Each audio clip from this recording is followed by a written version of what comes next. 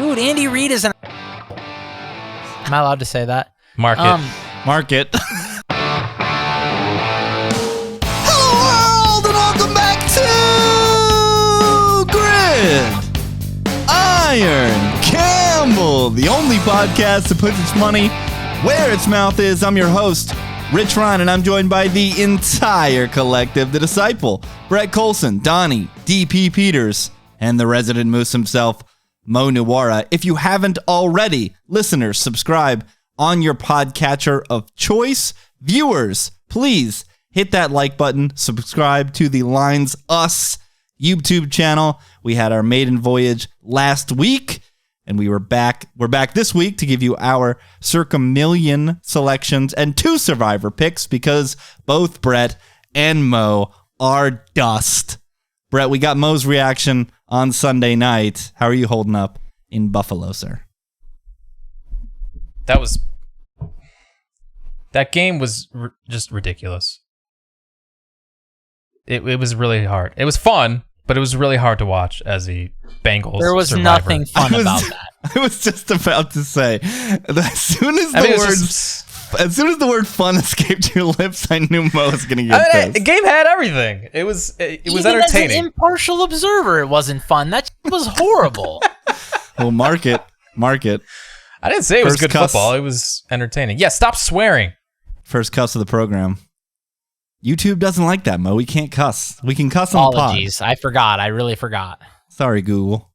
Speaking of giant conglomerates, we're sweating this Chiefs Chargers game live on Amazon right now. We were discussing pre-tape that our feeds are off, which, come on, Bezos, if you're going to buy the ticket next year, you're going to have to fix this, bud. We're going to have to I thought that was going to be the beauty of streaming, is that instead of having all different feeds and people on Twitter are ahead and I'm getting spoiled and I'm spoiling others, that we'd be a little bit more in sync. Speaking of in sync, the collective, kind of a transition, 4-1 last week on the card, 2 survivor entries through.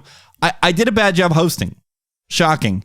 We had a couple of consensus picks that we didn't get to at the end of the show because they didn't make any of the cards. And usually I'm saved by Mo because Mo just goes, wait a minute, where were you guys at on X, Y, and Z? And keeps the pod going well past its expiration date. And we did quite well in those games. We had the Eagles were the only loser, but both the Falcons and the Seahawks covered as home dogs. Falcons nearly won outright. The Seahawks, of course, did.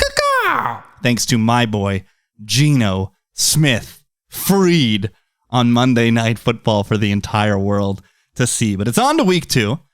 We've got some strong consensus at the top, but I'm going to be doing some Pat Beverly defense with 3 lone wolves in my top 5. But before we do that, we're going to get into the split games where there are 2 hosts on one side and 2 hosts on the other. And we start with a game in the AFC South between the Indianapolis Colts and the Jacksonville Jaguars, and there are 2 hosts on this podcast. The Jaguars make that sound, who love the home dog in this spot. It's Mo and Brett once again, just like last week. They were losers last week, laying the wood with the Bengals, but they're back on the horse together in this one. Mo, I'll let you lead things off because when I put this game in the chat as a split game, I believe you said whoa or wow, something to that effect. Your eyebrows are raised.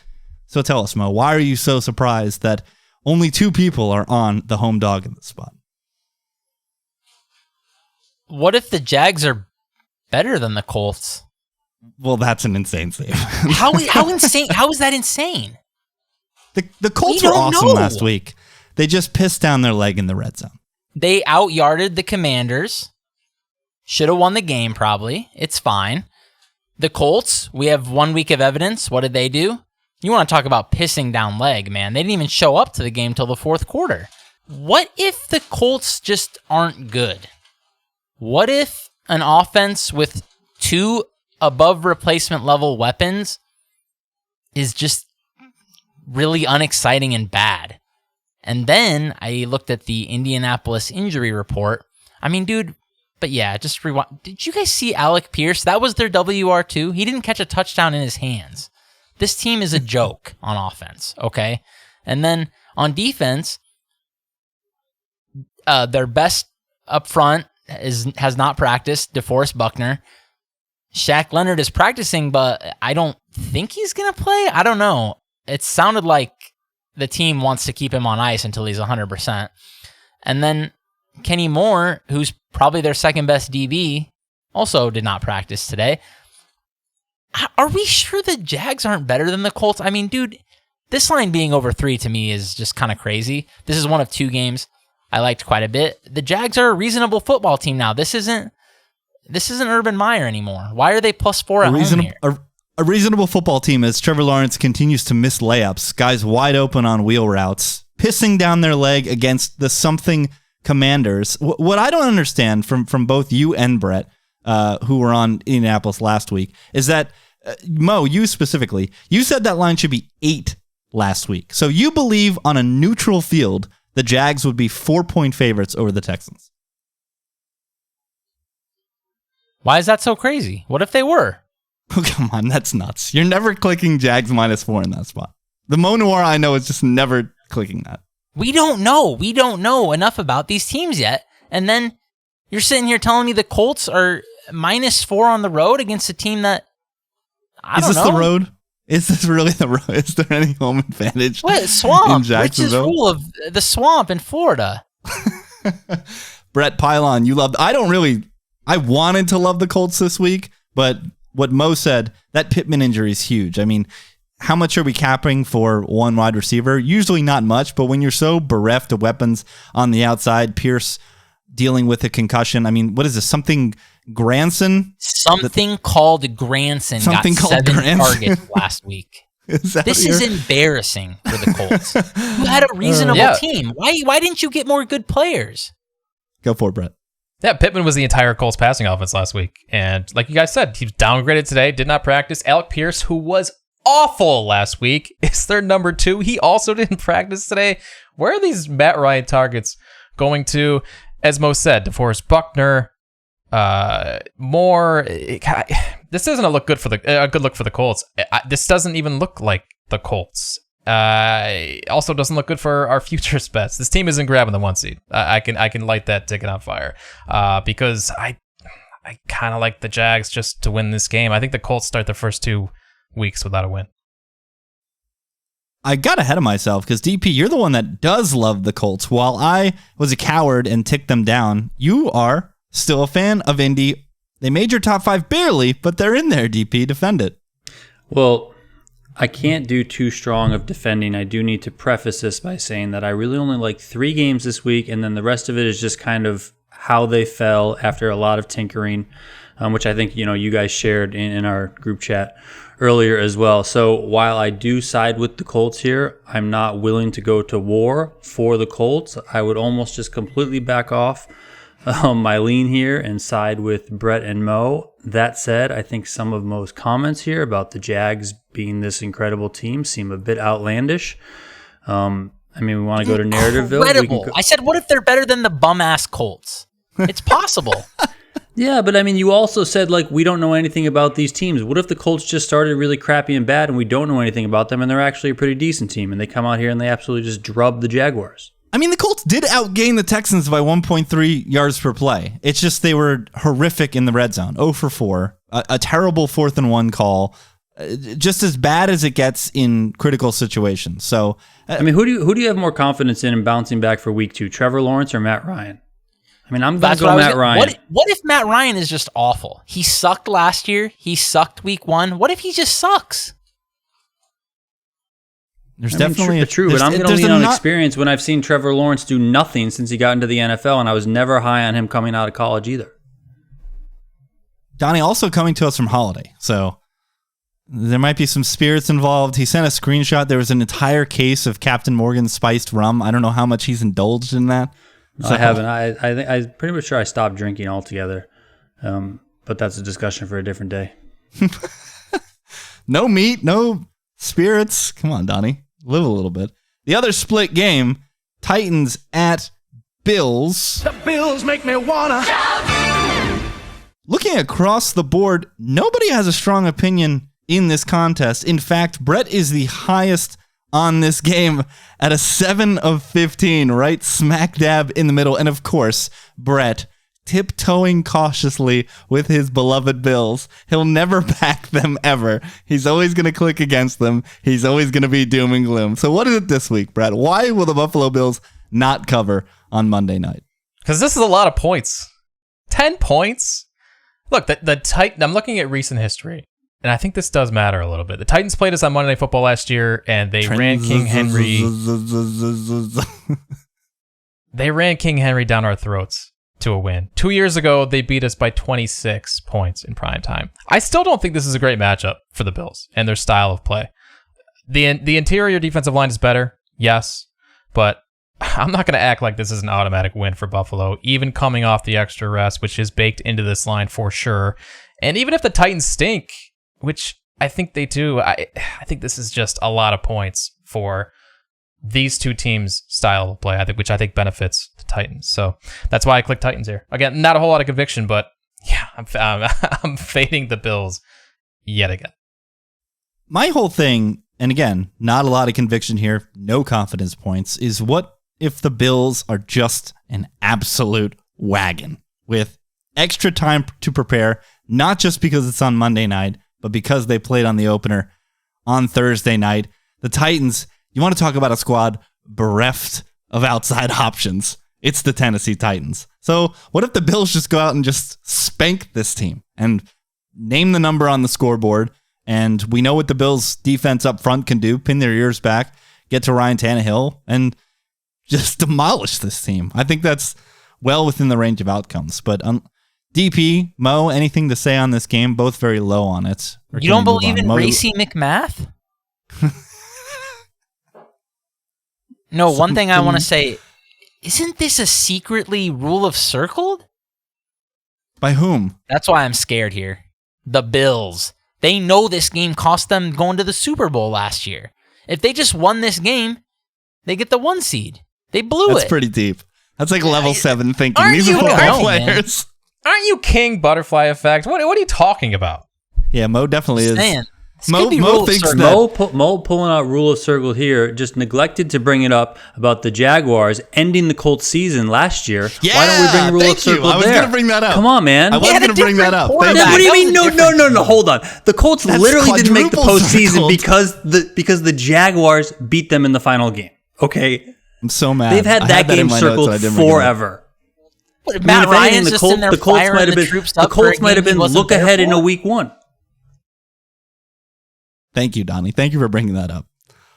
I wanted to love the Colts this week, man. That injury report is just so brutal. So that's it. Split games real quick. I'll tell you what's not going to be quick is Lone Wolves. So strap in. It's right after this.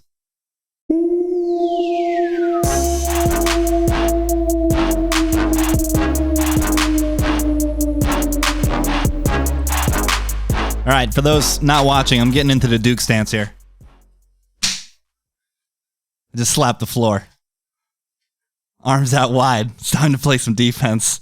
I've got 3 Lone Wolves in my top 5. We start in Baltimore, where, guys, I love this game. Miami and the Dolphins, the greatest football team. This isn't the Baltimore Ravens yet. It's just not. There's a lot of new pieces. A lot of new pieces in the secondary with Marcus Williams, Kyle Hamilton, Ronnie Staley, not going to play this week at left tackle. Did not practice today on Thursday. They are getting Marcus Peters back at cornerback, but hey, Marcus Peters, welcome back from a major injury. Go cover Jalen Waddle or Tyreek Hill. Good luck with that. This line was 4.5 last week, creeping back towards that 3. I think it closes 3. I think we're going to see some late money favoring the Dolphins in this spot due to the injury report. And honestly, due to the Dolphins' performance last week. They were in a wagon. Tua wasn't great. But despite that, Mike McDaniel put his players in position to win. And that's honestly all you can do in that spot, especially when you're given a quarterback like Tua, who we're obviously not all in love with on this podcast. Specifically that 4th and 7 towards, I believe, is the exact end of the second quarter went for it. They obviously scored on the long play to Jalen Waddle. Yeah, I just think this is a tightly played ball game. I think the 3.5 is extremely valuable getting that hook. And I can't say enough about what McDaniel did last week. Looking also, the Ravens are just not ready yet on offense either. The backfield is a mess. Obviously, the Stanley injury. Lamar just didn't look crisp last week, and that was against the Jets team that doesn't have that much talent on defense, especially according to Mo. Mo thinks this is a bottom five. Mo thinks this is the bottom 5 defensive unit. So for them to have put out that performance, tell me more about the Jets' talent against the defense. Ravens. I heard it's thought awful. they were elite. I heard it's Quan? The best in the world.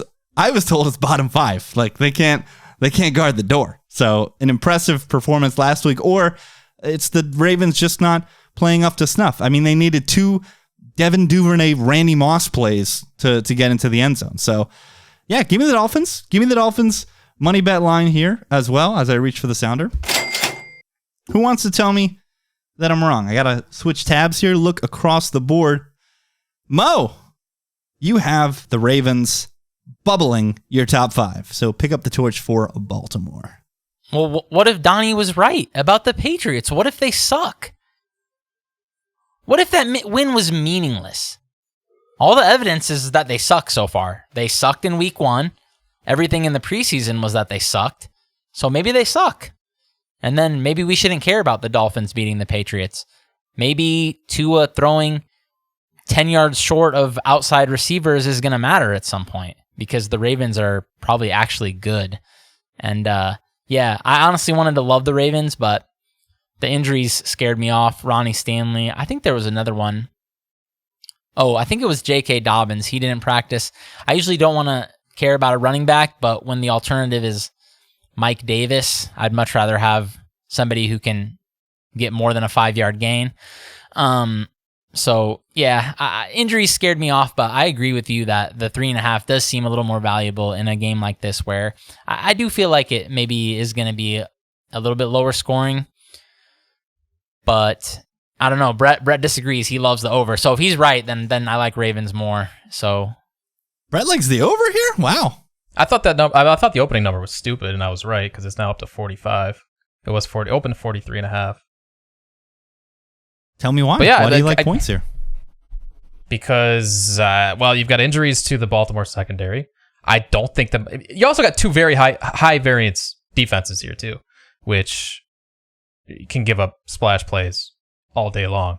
And these are 2 high variance teams just in general. I wouldn't be surprised by any outcome here, honestly. I would love to fade Miami after that win over a lousy Pats team last week, but there's a non-zero chance this Dolphins team could just be good. And here is their chance to prove it. Until they do, though, I agree that it's high variance game. I think that's why I'm just like off it on the, I don't know. Yeah. DP, anything to add here? 2 quarterbacks you love in Tua and Lamar Jackson. Absolutely love them. They're the best. I mean, this is just a stay away game for me because I don't know what to expect from these 2 teams after their week 1s. One team played the Jets, the other team played the Patriots, and you guys know where I am at on the Patriots. So I think I just need to see more for these 2 teams. You know, both teams should present the other team with stiffer competition here in week 2, and then I think we're going to be able to draw more from them, you know, coming out of this one. But I mean, ultimately, I know we have to pick all the games, so this was kind of a gun to my head. I'll take the Ravens here because I think I lean that they're a slightly better team. I lean that they have the better coach who's going to get them into position to play, that sort of stuff. So I'm leaning Ravens, but I'm staying away from it. I'm just going to kind of enjoy watching this one. So I go from a road dog to a home favorite, and I think I'm going to get a little bit more resistance with this selection. It is the Rams -10 against the Atlanta Falcons, also in my top 5. Look ahead of 13.5, and it comes crashing through the 13 and to the 10 because the Rams took an absolute massive dump on primetime against the Bills, and because the Falcons were frisky against the Saints, but I think the Falcons being frisky was kind of predictable. So no surprise to me there. I don't know why that would affect this line. The public smashing Atlanta. 62% of the tickets are on the dog here. And the one matchup that really makes me think that the Rams are just going to eat here is the slot merchant, the greatest slot merchant of all time, Cooper Kupp. Jarvis Landry just mashed the inside of Atlanta's defense last week, like 10 for 100. And it makes logical sense. The Falcons' strength is on the boundaries with Casey Hayward and A.J. Terrell. What are they going to do when the Rams have a pass funnel over the middle? They're just going to march down the field without any resistance whatsoever. And on offense, will the Falcons' friskiness from the first 3 quarters last week travel all the way out west against a pretty good defense in the Rams? A guy like Jalen Ramsey, who's kind of built to cover Kyle Pitts and Drake London, a bigger frame guy that can be physical. I'm just not seeing it. I think we'll see the team that won the Super Bowl last year show up on Sunday and beat the piss out of a bad Atlanta Falcons team. Well, I think it's perfectly fine to expect a bounce back from the Rams here. I just don't know if you're going to see a bounce back in terms of covering a 10-point spread, which is a heck of a lot of points to cover. I think this Falcons team, I mean, Rich, you mentioned them being frisky. I think with the players, the athleticism that they bring on the offensive side of the ball, they can, have some trickiness, some friskiness in them to get the job done in terms of putting points on the board.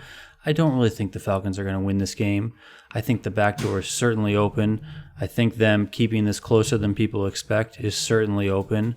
All in all, I'm just not, I don't know. I'm not that high on this Rams team overall. Do I think they're going to bounce back and get the win and play a little bit better? Sure. I have no idea if this Matt Stafford injury is anything that we should be overly concerned about. He didn't look good in week 1.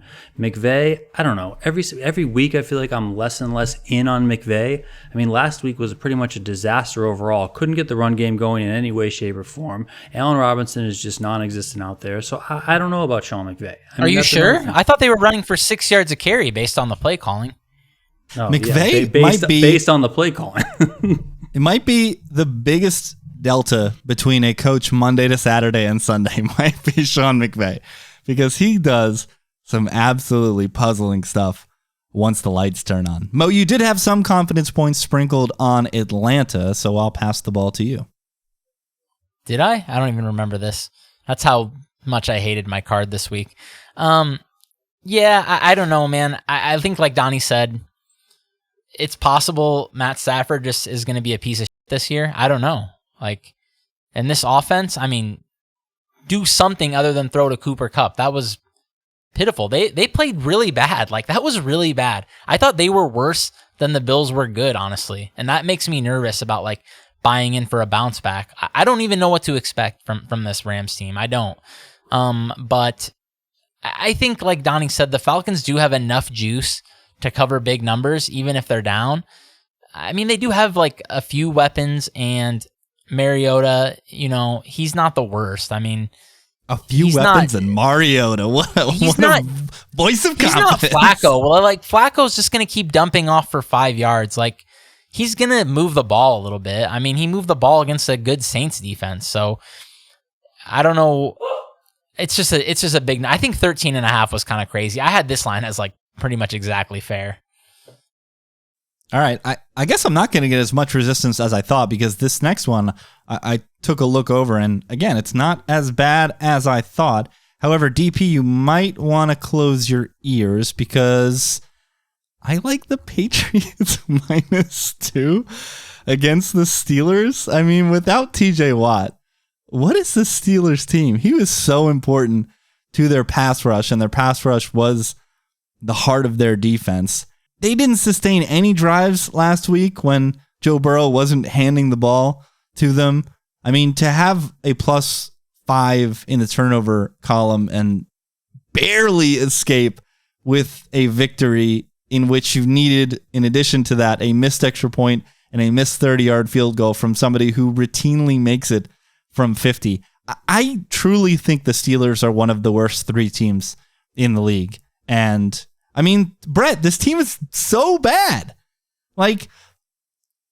Their wide receiver talent is actually such a waste, because I don't think they're going to have a quarterback nor a system that's going to be high variance enough to take shots.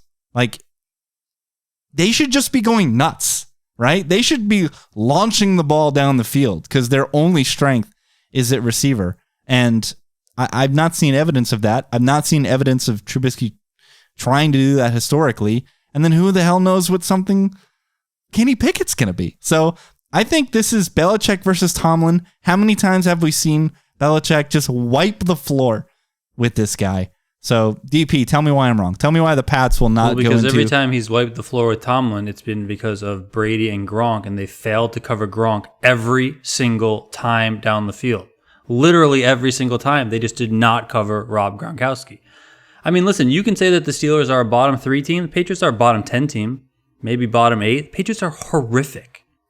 Horrific. You don't need TJ Watt to I love be the feeling in Donnie's voice when he talks about how bad the Patriots are. How much he hates New England. You don't need TJ Watt out there to be able to break through this offensive line. That is a joke. Mac Jones is banged up and dealing with back spasms out there. So what's he going to be? Who knows? Trent Brown is now all of a sudden like having this ankle injury thing where he pops up on the practice report, which is really weird. I mean, I don't really know what to think of that. It could be two things. Both of them I think are bad. One is that he is actually injured because he has had ankle injuries in the past. Or two, Trent Brown is also known to check out.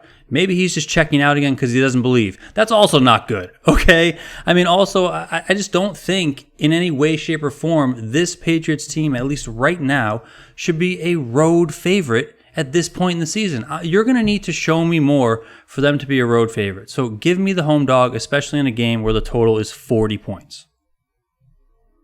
I mean, Mahomes is just the greatest ever. It's just sorry, I'm dying outrageous. over here. I got Chris telling me this play by Mahomes was just okay. That wasn't just okay. So this is funny. I can't take it right now. This is That funny. was completely outrageous play. I mean, for him to escape the rush, move backwards behind the line of scrimmage, and then put his arm at a complete submarine angle to get that to Jerick McKinnon is absolutely outrageous. And then just a complete non sequitur. Guys, get your Patrick Mahomes over rushing bets for the playoffs ready, because that play was exactly why we fired in the playoffs. He tiptoed to the line and was like, you know what? It's the regular season. I'm not going to get a hit for no reason here. So he backed up and threw the ball. In the postseason, he goes forward and gets 6 or 7 yards. Send Josh Allen that tape, Brett. Yeah, exactly. Man alive. Who wants to jump down my throat here? 63% of the public likes the Steelers. So many public dogs this week. Yep. Nothing worse, Mo. That's why Mo is going to have a low volume week. I didn't know what to make of this game.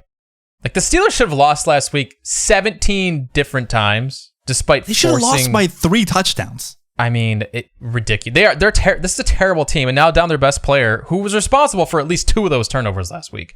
But New England is just as bad, if not worse. Like, I don't know how you make this team a road favorite against just about anyone in the league right now. So just give me the points, I guess. Like, New England's is not good at one single thing. This game might get under 20 seconds on Red Zone on Sunday, and I hope we get the under. I don't want to see a single minute of this game on Sunday. I do not care. I'll take the Belichick tax. Another game where I am buying the free points. Niners minus 8.5 against the Seattle Seahawks. Look ahead was 10. I'm just getting free points based off of, again, things that we assumed were going to happen. We assumed that the Niners were going to go to Chicago and take a dump, right? We assumed that Broncos Seahawks was going to be way closer than predicted. We all had the Seahawks plus the points last week. There were people in the Discord that had Seahawks money bet line. Let me get the sounder. Nothing was surprising. And yet, this moves off of a semi-key number of 10 down to 8.5. Weather conditions look bad. I mean, do we want the Seattle Seahawks in a game of trenches kind of matchup? They're very poor. Do we want the Niners after what they showed us last week? I mean, Rich, trust me, it's Rich, not can pretty. I just throw what you did last week right back here? But it's not on the road. What if this is a better quarterback getting 10 points? Oh, man, not 10. It's 8.5. Pump Yeah, the you're brakes. kiddo. fading your boy. Okay, here's the thing. We want to talk about circled in the Colts Titans game. That game was circled so many times there isn't even a numerical number that is representative of the amount of times that Pete Carroll circled that game last week. The Seattle Seahawks won their Super Bowl in week 1. They literally lifted the Lombardi. 100%. 100%. I said that in the Discord. This is their highest energy game of the year. Now they're on a short week against a team, not a quarterback, but a team that I still think we all believe in, that has talent on the 53. The Seahawks are without their key cog on defense, Jamal Adams. Everything kind of runs through him, rightly or wrongly. All of their coverage looks go through 33. Yeah, I don't know. I just wait a second. What if they cover better now? I don't. Well, I mean, all their run looks. Everything starts with where Jamal's positioned on their defense, and their other safety popped up as a DNP today, so they might be without both safeties. I don't know. I just think the Niners are going to kick the crap out of the Seahawks team coming off of an embarrassing loss against the Bears last week. Who loves the Seahawks? Brett loves the Seahawks. It's Geno time, baby. I mean, it's more hating the Niners right now. Like, this team, is George Kittle playing? Because the Niners are not the Niners without George Kittle on the field. The guy opens lanes. Juszczyk can do the Kittle job well enough. Dude, George Kittle is just a guy who you just can't trust. I just can't trust him. He's not going to play. He means injury-wise, Brett. Relax. He doesn't That was mean like my head was about to explode. His body just can't hold up. I could see football. It can't. Bro, for all the viewers out there, for those who are not viewing, who are listening, you have to get to this point of the podcast on the Line's YouTube page where Brett's soul left his body. You can see his eyes just completely. I was waiting for Mo to finish that because I was about to. I was leading the charge. George Kittle, best tight end in the world, better than Kelsey. The year they both made the Super Bowl, I thought. But dude, he can't play football. So the cap for you guys is just as simple as last week, fading the Niners, because you two have the Seahawks top 5, Mo. You can't lay 8.5 with Trey Lance right now. You can't do it. I'm not laying 8. I'm laying 8.5 with Kyle Shanahan and the other 52 on the roster. That's what I'm doing here. All right. What if he's bad though? What if he's just bad? Quarterback matters. I mean, he might just be bad. I never believed in him. So our priors, and then last week. I mean, he might just be bad. And then, I don't know. This is just, you can't lay that many points. It's just sticking in my head what you said last. You can't lay that many points with a worse quarterback. Geno's biggest issue, as someone who is the absolute Geno truther, not just on this podcast, but on planet Earth, like, there are members of Geno's family that pull for him less than Rich Ryan. His biggest issue has always been pocket awareness, right? When the pocket collapses for whatever reason, 7 just doesn't see it. Like, dudes can flash in his face and he doesn't see them coming. So I think this Niners pass rush can really give Geno problems this week. And in a wet, sloppy environment, can I call it defensive touchdown this week? I'm calling it right now for the Niners. We're going to need it to cover this number. The only other host with a lone wolf in their top 5 is Donnie. Go, Pack, go! Laying the double digits, 10 points with the Green Bay Packers against the Chicago Bears. Take it, DP. Yeah, I mean, listen, I think we all have a lot of questions about Green Bay's offense. I mean, I'm just going to back Rodgers and the talent that he brings to the table over the Bears team that I think is probably the worst team in the league. I mean, I don't know how the Bears score any points here whatsoever. So, I mean, yeah. I mean, I think this one should probably be closer to 11.5, maybe even 12.5 overall. So, I got to take the Packers here, but I'm not going to fight you guys too hard on it. I mean, it's a crappy week overall. You just can't cover 10 points by cramming the ball. It's just low total, crappy weather, team that wants to cram the ball, quarterback that has no rapport with his receivers. I just can't do it. I was deathly afraid. Again, Mo talks about trusting our priors. I mean, how many times do we have to click the Bears as a collective and get it crammed in our face by Aaron Rodgers. How many times have we been on Bears Plus against the Packers in this spot and just gotten it shoved right down our throat? But dare I say it, a classic line from the collective history. This is the week. This is the week. The Chicago Bears going to cover against the Green Bay Packers. Brett, what are your thoughts here? Were you high on this? Who was high on this game? I have nothing on this game. Nothing on this game. Mo, almost in your top 5. Once again, by default, I'll say. But it's just kind of what you said, Rich. It's honestly a style of play thing. I believe that the Packers could be 10 points, or I guess I should say, I believe that the Packers could be 8 points better than the Bears. I believe that could be a thing.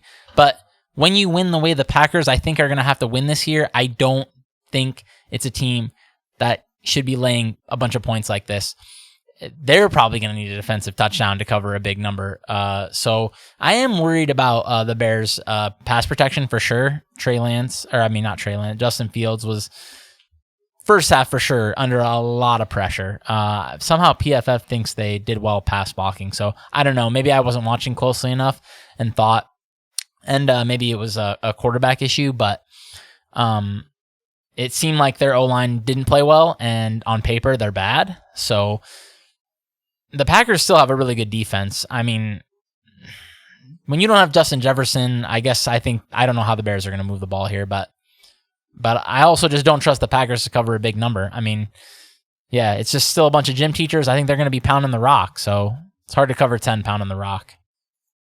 All right, let's pivot to Brett. I feel like he's been a little bit quiet, and in classic Burt Manatti fashion, rule of backup quarterback, something Cooper Rush, plus the 7 at home, quarterback in the Dallas Cowboys against the Cincinnati Bengals, who burned you last week, both in Survivor and here in the contest. What you got, Brett? Yeah, auto-click on Cowboys because of the rule of backup quarterback. But I don't know enough about Cooper Rush to have any real conviction on the Cowboys here. I will say the Bengals' offensive line looked inept last week, so I think the Cowboys can disrupt enough to make some plays, force some turnovers, maybe create some positive field possession. If it was 7.5, I would have Dallas probably in my top 5, but at 7, it falls a little lower. But doesn't that make it more attractive as a contest play? There's another game we'll talk about later like that, I think. Yes, but I don't know. Like I said last week, I think we're still a little early to be looking at contest plays. Yes, we should be looking at leverage spots, but I'm not fully invested in the contest plays quite yet. We're 4-1, boys. Look at Brett. The biggest pushback is going to be from DP, who loves the Bengals in this spot. Tell us, Donnie. I mean, first of all, Joe Burrow's not going to play as bad as he did in week 1. I know the offensive line didn't look that great, but a lot of the issues that the Bengals had on offense was because Joe Burrow played like an absolute clown out there. He just played flat out bad. I expect. Is that clown allowed? Do I have to beep that? Yeah, I just marked it. I thought about right after I said it. Probably beep it out, but whatever. Who cares? He played like a clown. How about that? Okay. I certainly think he's going to bounce back. I think Joe Burrow is a very, very good quarterback.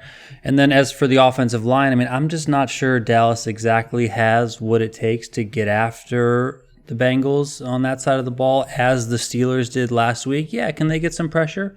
Surely. But if I'm expecting, Joe Burrow to improve on his end, if I'm expecting the coaching and the Bengals offensive line to improve on their end, I mean, I just don't see any way that a Cooper Rush-led Dallas Cowboys team is going to be able to put up the points in order to stay with a Bengals team that I think is just going to have a field day indoors down in Dallas.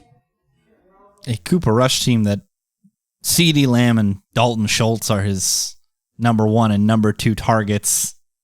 Sprinkling maybe something Pollard in there, but yeah, seems like a good get-right spot for the Bengals. Brett, we go to you for your last lone wolf. You're taking the Texans plus 10 against the Broncos. Talk about it. The Broncos might stink. That's it. That's Stink? the cap. Just stink? What if they stink? Are we supposed to believe in this coaching staff after what we saw last week? I think it might take a few weeks for this Broncos team to get to where they're supposed to be this year. That none of these starters played in the preseason together. So what if Well, if there's ever a week for them if there's ever a week for their coaching staff to quote unquote get it right, isn't it after they looked horrendous the week before? Sure, and they kind of definitely overcorrect this next week, and then after that they kind of come back into the middle. Sure, I didn't have a whole lot in this game though. And let's be honest, they should have won by a lot against the Seahawks, fumbling twice at the one. That's the problem here. You're selling so low on the Broncos.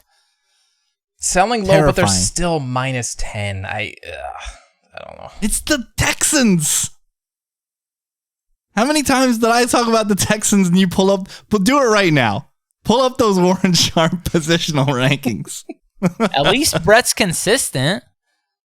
What do you mean? It's the opposite of consistency. No, You should be fading the Texans. He believes the Colts might be the worst, so he also believes the Texans might be the worst. That's true.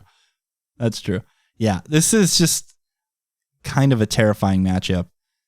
I thought Denver looked good on Monday. That's the scary thing is between the 20s, they were absolutely wrecking. I mean, I love the fact that they overused Javonte. It was less of a split than it was last year. Javonte got the ball more frequently than Melvin and deserved it. The receivers, your boy Judy. That was. I did not expect that. Horrible defense. I mean, bad defense, but I mean, Judy went and got it. Yeah, he did. Scored the touchdown. He didn't get hurt on the play, which is a positive. Didn't get stretchered off in the end zone. But yeah, you're not going to get a lot of resistance here because that number is double digits. Last Lone Wolf, it's the Monday night nightcap, the second game of Monday night, which is very weird week 2. And Mo's taking the dog. Vikings +2 traveling to Philadelphia to take on the Eagles. The market is saying that these two teams are exactly similar with this line, Mo, now that home field is around 2. But you think the Vikings are just a hair better? I do. I thought they were better. I guess, well, I thought they were probably about the same, but I had more optimism for upside for the Vikings for sure, and they played well. I mean, they played very, very well, and if their defense is decent, then I think they do have a better team than the Eagles, but it's very close. I have absolutely no conviction whatsoever in this pick, and it is no resistance squarely coming. in coin flip territory. No resistance coming from us. This was Brett's last selection, DP's 3 of 15. And for me, it was a little closer to the middle of the pack. And honestly, that's because of the week. And the reason that the coin came up Eagles is Kirk Cousins on the road in primetime. In Philly. That sounds suspiciously like trends. I heard some agreement from the peanut gallery. Brett's not going to allow that. Got to get this one off. Nix it from the podcast, Brett.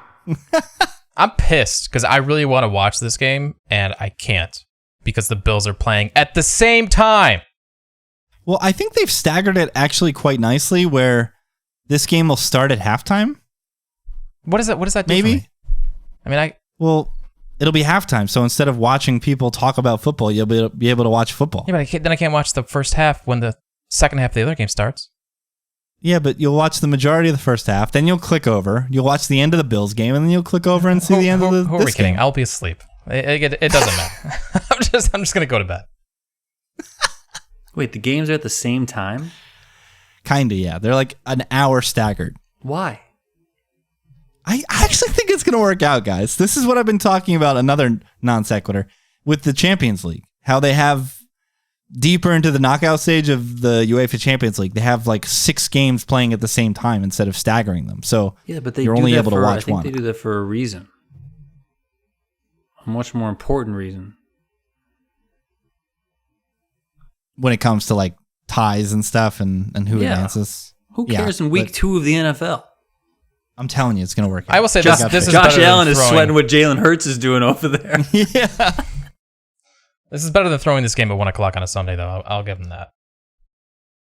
Yeah, definitely. So the Lone Wolves. I've got 3 in my top 5. Dolphins, Rams, Patriots.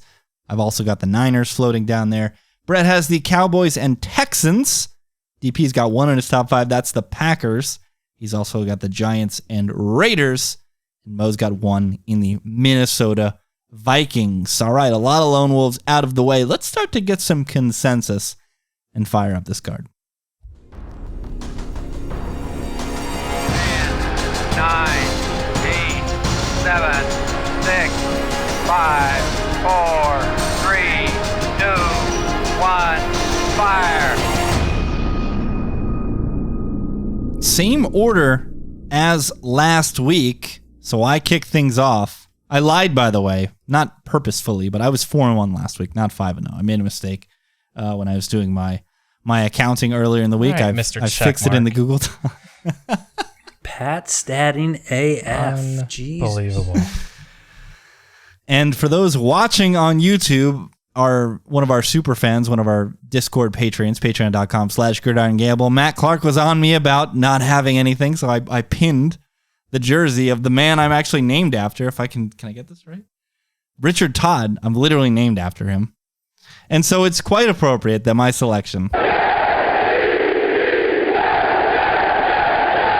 is Gangrene and the New York Jets plus 6.5 at Cleveland. Am I terrified that Myles Garrett is going to be lining up across George Fant? Absolutely. Am I terrified that on the other side, albeit kind of washed now, Jadeveon Clowney is still lingering? Yes. However, who in their right mind can click Browns minus 6.5 with a total below 40 and Jacoby Brissett at quarterback? Can't do it. Absolutely cannot do it. So give me the Jets. Pick it and stick it. Seeing some nodding. As I said, this was a consensus pick. DP and Mo both had it in their top 5s as well. Mo, Gangrene, baby. Can I just say, so my initial numbers early in the week, I liked the Browns. I was about to bet the Browns. And then as the week dragged on and I was looking, I just started thinking about the Browns and laying points, laying almost a touchdown with Jacoby Brissett. You can't do it. You just can't. It's not possible. This team is going to try to win every week 17-13. That's what they're going to try to do. So when you try to win football games like that, it's very difficult to cover a number like 6.5. So once again, this comes down to style of play. Even though I think the Browns may possibly be this much better than the Jets, I don't know if they're going to be able to cover a number like this because they're just going to pound the rock. And the Jets are actually, I mean, I know they sucked at defending the run last year, but the last few years before that, they've been good. So I think they should be reasonable again. DP, you're also high on the Jets in your top 5. Pile on with Gangrene. I mean, my notes were that I don't exactly know how the Jets are going to get this done, but you cannot. That's perfectly put. You cannot lay 6 points with Jacoby Brissett in this offense. Like you just can't do it. So I don't know how it's going to happen, but they're going to get this cover. I mean, they're going to. Need again. We need a defensive score, something goofy, some kind of scoop. We need Sauce to just step in front of well, just Cody ain't gonna turn the ball over. If we just get the Jets to play run defense like they played last week against the Ravens, this is perfect because the Browns are not going to score enough points. It's just not going to happen. Brett, how worried are you? You had the Jets, but you had them low, very low, below the folds. How are we feeling? I'm a little worried because I think I'm higher than the Browns right now than just about anybody. I think this team is... You definitely are. You definitely I think this team is putting them on the card last week and making us sweat out that stupid game. Yeah, that was a rough one. Well, that kind of goes into one of my plays this week too. But it's for me, this game is one of those spots where, like Mo, early in the week, I like the Browns at 5.5, but now at 6.5, it's like, and I guess you just take the Jets here because in a low total game like this, the 1 point through a secondary key number might matter. So that's why I like the Jets, but I can't verify if this is true, but I was listening to another podcast and they said 6 was a more common win margin than 7 last year. So I don't know if we can call it secondary. Yeah, it's getting, I think 6 matters more than it ever has before because you've got these teams going for 2 now. I'm the worst host ever. I skipped 2 of Donnie's Lone Wolves. Yeah, but Donnie, why really didn't you- have I it. was gonna say, Why did you flag me down? Well, because What else is gonna matter? I assumed because I said I earlier listed that I them don't. too at the end. I thought it was a mistake. Yeah, but I said earlier that I don't really care about anything outside of like my top 3, so I figured you just were like moving the podcast along. So yeah. Moving on. Well, one of them is the opposite of Brett's top selection. A very fascinating game. For those of you that have been following the betting markets this week, Brett, who do we have on the card? We got the Cardinals plus 5.5. Because this Triple middle fingers to the market. this is the most baffling line of the week to me. I know none of us are high on the Cardinals this year, but how are the Raiders minus 5.5 in this game? What am I thought the opener was stupid. And then people with influence within the market piled the Raiders. Yeah. So what's going on? I don't get what is happening here. What did Vegas do last week that warrants a 3-point move off the look ahead? Threw the key number. And I know Arizona got their doors blown off.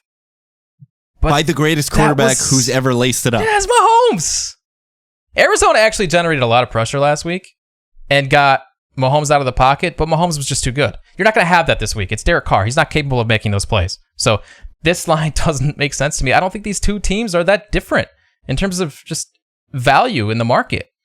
I don't see why Arizona can't go out there and go score for score with Vegas here and just win this game outright. This is money bet line. This is my favorite play of the week. There's another game I like too, but this was right up there for me against a Raiders team that I think is overvalued in the market. Yeah, you guys talk about how earlier in the week you love the Browns. I would have 1,000% had the Cardinals in my top right 5. Now? All right, is your guys' until- streams working? Yes, it is. Until the market did what it did.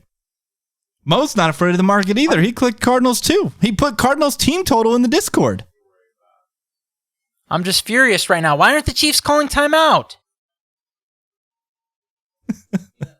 Dude, Andy Reid is... Am I allowed to say that? Market. Yeah, I like Cardinals team total over. That's my favorite bet in this game. Raiders aren't going to get a stop. Chargers stopped scoring because they were done with the game. They knew they just needed to keep sacking Derek Carr every third drop back, and the game was over. I mean, they could have scored 30 plus easily. Herbert had like 10 yards per attempt. I mean, I just don't see why, even in a losing effort, this is to me win or lose, the Cardinals could very easily surpass 22 points. They got their asses kicked last week and they still scored 21. I mean, this line is insane. As far as the spread in the game goes, yeah, I'm leaning towards Cardinals. Just a spot where very high variance game. Wouldn't surprise me 1 ounce if the Cardinals won. That being said, it wouldn't surprise me that much if the Raiders covered either, but I don't know. I just don't trust the Raiders' offensive line. I don't trust anything about the Raiders really besides Devontae Adams. That's what honestly scares me is Devontae Adams against these corners. Man, these Cardinals corners are atrocious. They somehow had a good pass defense last year. I think it was fake. They got destroyed last week. Marco Wilson was getting just completely torched. I don't know how they're going to defend Devontae Adams, but I don't know. If they can hold him to only 120 yards, then I guess they're going to cover. Donnie, as I noted earlier, as an expert host, you were a lone wolf on the Raiders, so how worried are you about the selection? I mean, I do agree with a lot of what you guys said. I just lean more on the case that I think this Raiders offense is pretty good with these weapons, and I think this Cardinals defense is pretty bad. So I'm just going to go with the fact that I feel like the Raiders can put up a crap ton of points here. So, I mean, I kind of have this down in like a stay away area. So ultimately I was like, you know what? Devontae Adams, Darren Waller, Hunter Renfrow. I don't think Derek Carr is that bad. Like, so I think they're just going to eat. It's going to be tough. Now, that said, the Cardinals can put up points if Kyler doesn't, play like a total idiot out there all the time. But yeah, this is going to be one of those ones that's super fun to watch. And I guess in our case, hopefully the Raiders don't cover. Mo's top pick was sniped by the collective, so we go down to his number 2 selection, which was a split game. Mo, who we got? We got the Jags. Let's go, Brett. You have your fun. Right side. Jags are going to win this football game. They're going to win. Oh. Bet it. There is no game more circled than this one. Quintuple circle. Doesn't count when the quarterback changed. Thank you. What Matt Ryan what just does Matt Ryan Ryan fired care? up? You think Matt Ryan just wants to go out there and lose? What are you, insane? He didn't live that, though. He didn't live through that embarrassment in week 18. He didn't put in the extra film everybody hours this else, week. but everybody else in the organization did. It's literally one guy. Well, half of them are on the sidelines this week because they're hurt and not playing.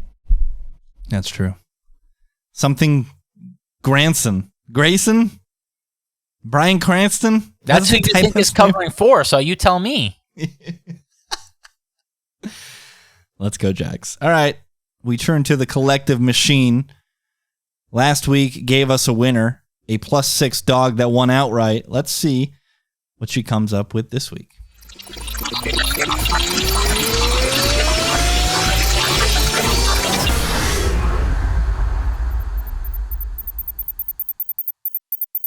The collective chooses the New Orleans Saints. +2.5 in Circa, +3 showing across the board right now. This move seems to be predictive, and it's because of the injury report that came out on Thursday, where several players were downgraded from limited to DNP. Amongst them, Mike Evans, Julio Jones. Looks like Donovan Smith, the left tackle, won't go on Sunday. My biggest fear, and I'll turn to Brett first, he and I were the lowest on this game. How popular is this game going to be in the contest? Because when it comes to submission time, this +3 that's showing is not going to be there. It's going to be +2.5 like in the contest, and I think everybody is going to look at the trend that New Orleans always owns Brady, and this will be a very popular pick in the contest. Yeah, I was wondering that too. Don't we love that it's 2.5? Hold on. It's not going to be 2.5 by the time people submit their cards, though. Yeah, it's Thursday. This is predictive from Circa. Brett. Okay, I see what you're saying. I got what you're saying. Sorry, Brett. Go ahead. Yeah, for me, a lot of this is just going off of pre-flop evaluations of these two teams. Like before the season, I think we were all leaning towards the Saints are good value against the Bucs in all these futures markets. So this number looks good for New Orleans. I think the Bucs are just trying to get through these first few weeks without sending the entire team to the infirmary. So I mean that should open up mismatches in the trenches for the Saints, especially on the defensive line.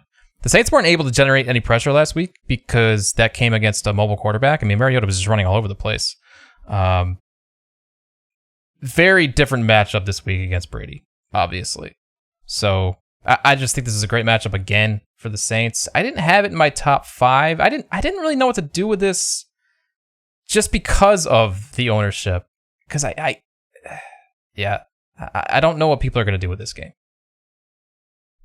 I think they're going to smash the Saints. I really do. What about tickets aren't saying that. Yeah, tickets are saying it's 65% Bucks, but yeah, I don't know. That just seems like an insane number to me. Like if people are lining up. Well, stop talking about it. End the podcast. Hold on. What do tickets matter when it's the fake sharp contest?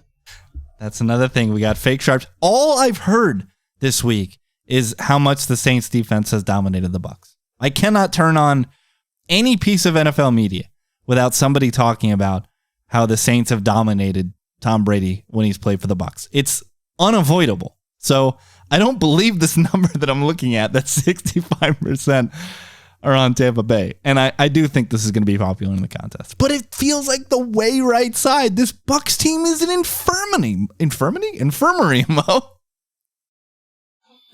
Yeah, I mean, what are the Bucs going to do? This is the only game besides the Jags where I had any conviction. What are the Bucs going to do on offense here? Russell Gage, WR1? I mean, what if it's Julio? How many straight weeks can he do that? Come on, I don't even care. I mean, he's already a DNP on Thursday, and it's week 2. I know. Is that a rest day, though? Every day during the week should be a rest day for Julio. Thursday's usually not a vet rest day, though. It's usually Wednesday. It might be for the Bucs. Everyone's 40 on that team, so Thursday's a big install game normally, but yeah, they could just be playing by their own rules. yeah, without Godwin, I mean, what are they going to do on offense here besides pound the rock? That doesn't work against the Saints. Last week, notwithstanding. They were the number one defense against the run last year. EPA per play and DVOA both had them as the number one run defense. I think that they're going to bounce back. I mean, this is a different sort of offense. Marcus Mariota brings his own. I mean, say what you want about him, but he still ran 12 times for 50 yards or whatever. Like, he can actually do that. Yeah, it's just, I think there's something to what the Saints do against the Bucs. They do. They listen to me and you, Rich. They listen to us for the last 20 years. Put your corners up, press, and make Brady beat man coverage. Stop getting in zone. He's seen it 5,000 snaps. He knows where the receivers are going to be, and he just gets free yards. Make him make a tough throw.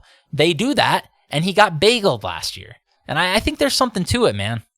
And which of these receivers are going to win routes? We just got the best social video of the week there from Mo. That's good. Yeah, who's going to beat man? And these guys are hobbled too, supposedly.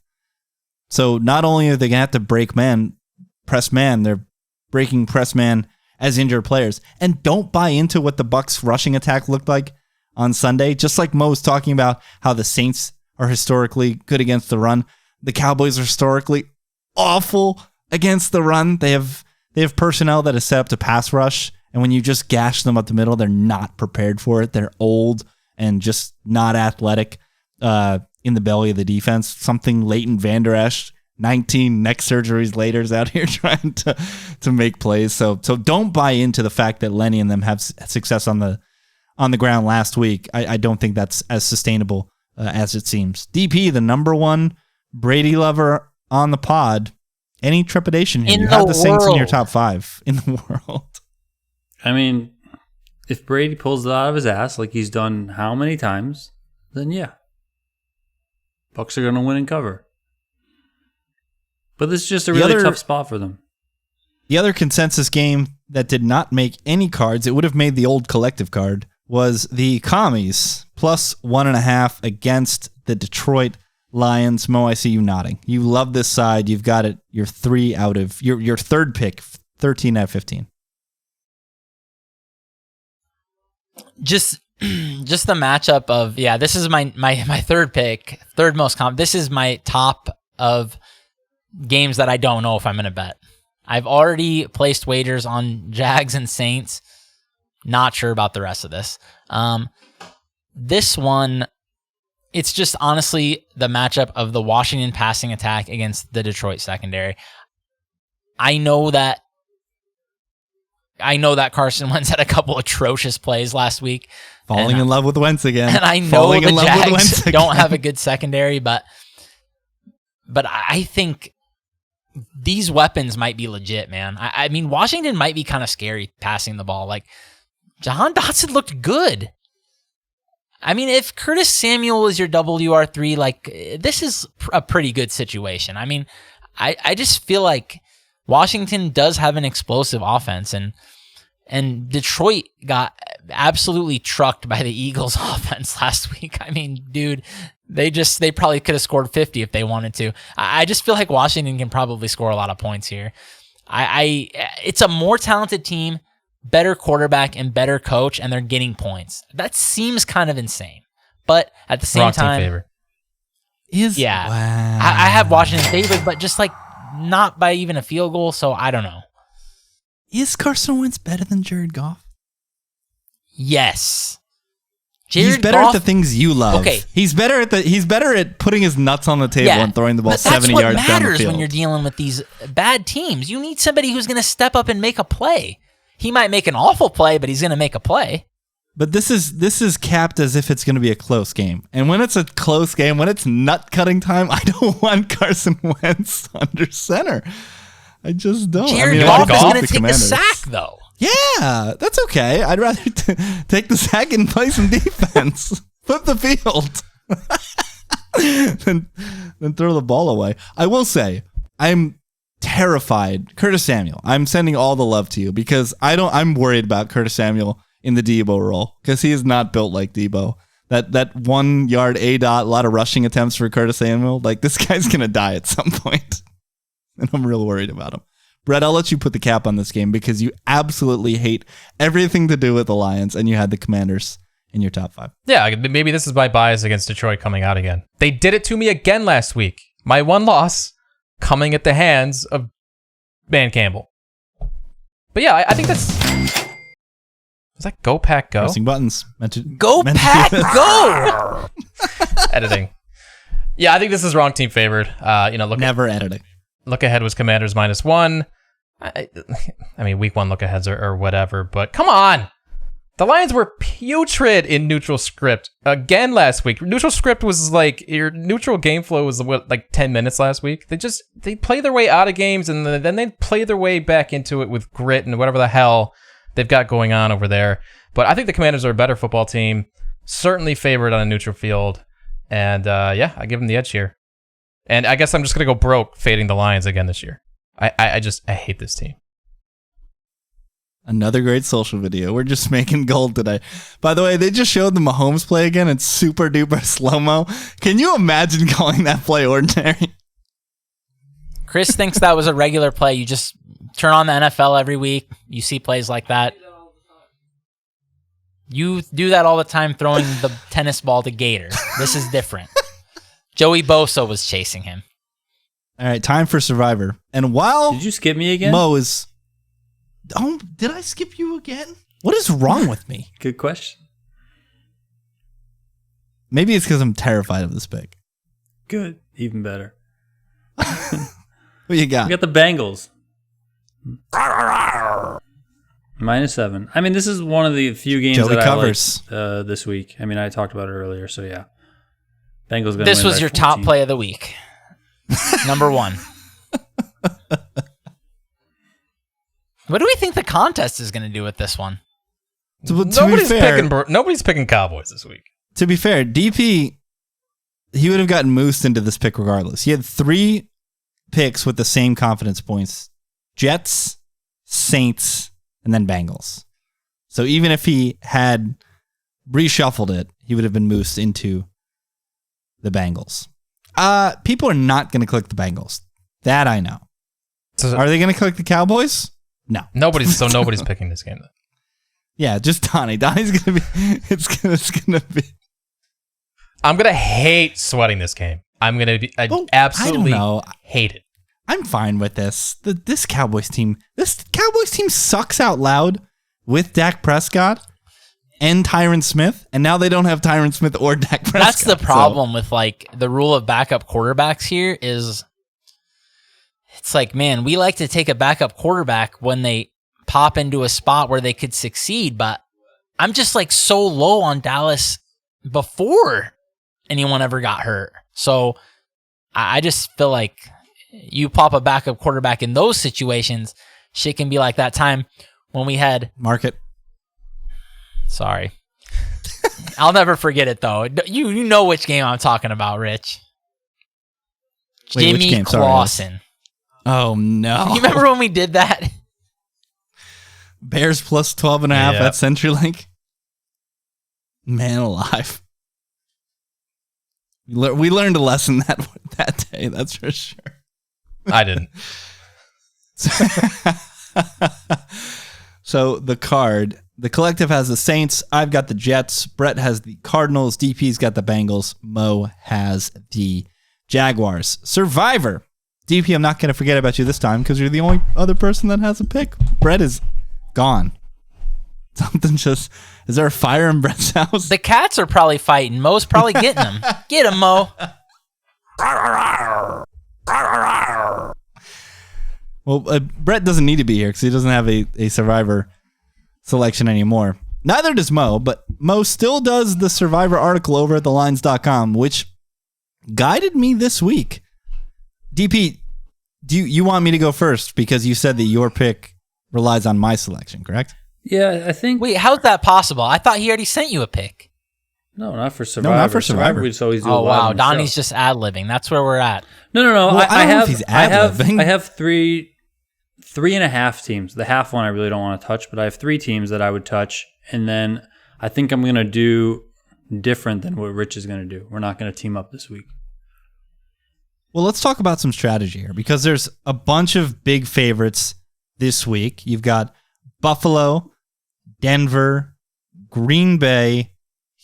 Who are the other double-digit favorites? San Francisco.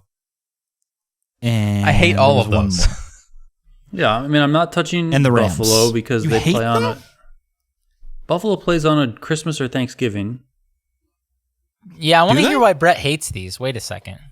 and they're So they're the a ones that I wagon. have blacked out. He just So the told ones that us I the have- Texans were the worst. Wait a second. So the ones that I have blacked out for holiday or not punting on $1 million, you putzes reasons are Arizona, Cincinnati, Dallas, Green Bay, Rams, Miami, Minnesota, the Giants. They play on one of those islands, and I kind of want to keep them, and the Bucks. Those are all teams Don't that. the Bills play the Lions on Thanksgiving?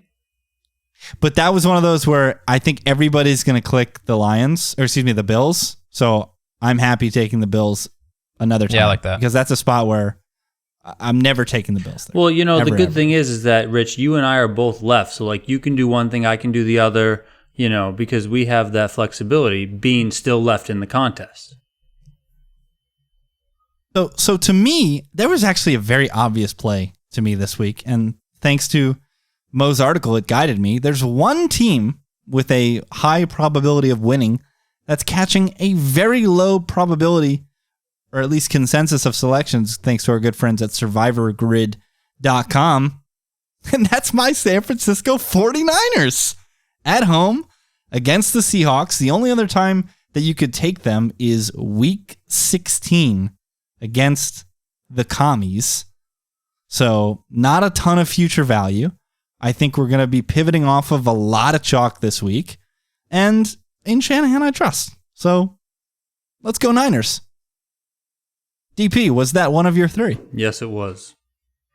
That means I'm. Was that means one of your that means favorites? I might, you look very serious. that means I might YOLO this week. YOLO. And go Giants. Well, Raiders? the Giants. Wait, what? Well, that was Mo's punt in his column was the Giants. It really was. I thought you would approve, Brett. I'm on the other side of that game this week. Did we talk about We didn't that talk game? about that game.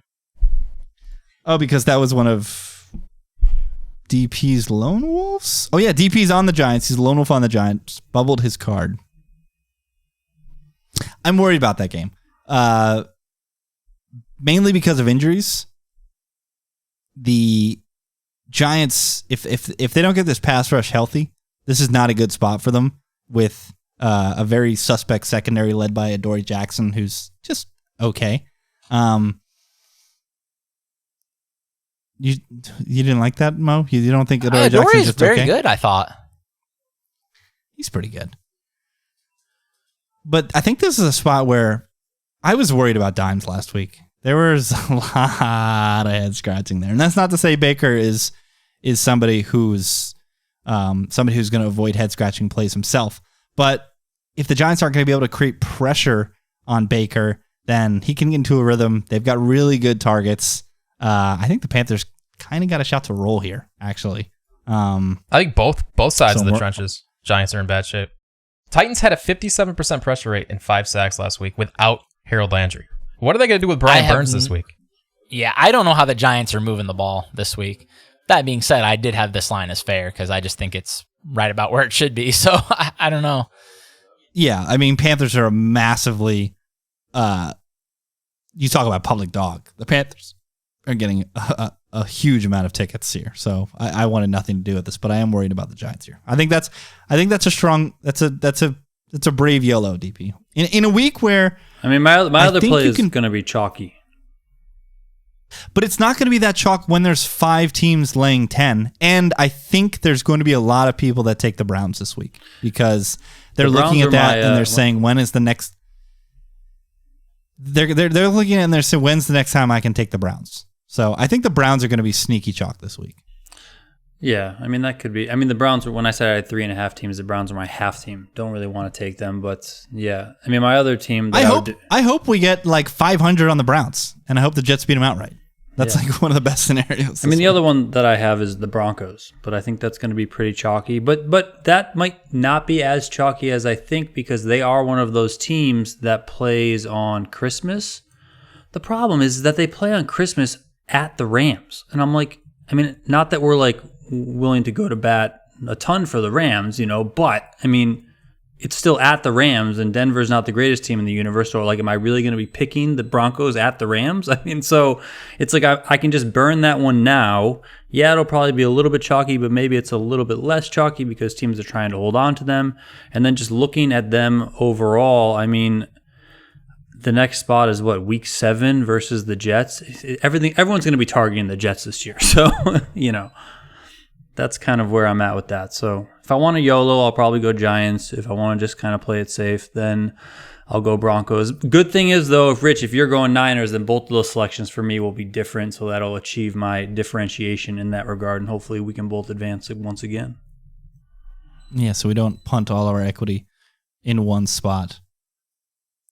And that's the pod. Follow these guys on Twitter at Donnie_Peters, at Brett Collson, COLLSON, and at Mo Nuwwarah, NUWWARAH. Like I said, subscribe to the Lines Us YouTube channel. Smash that like button. And best of luck to your betting ventures this weekend. Until Sunday night, peace.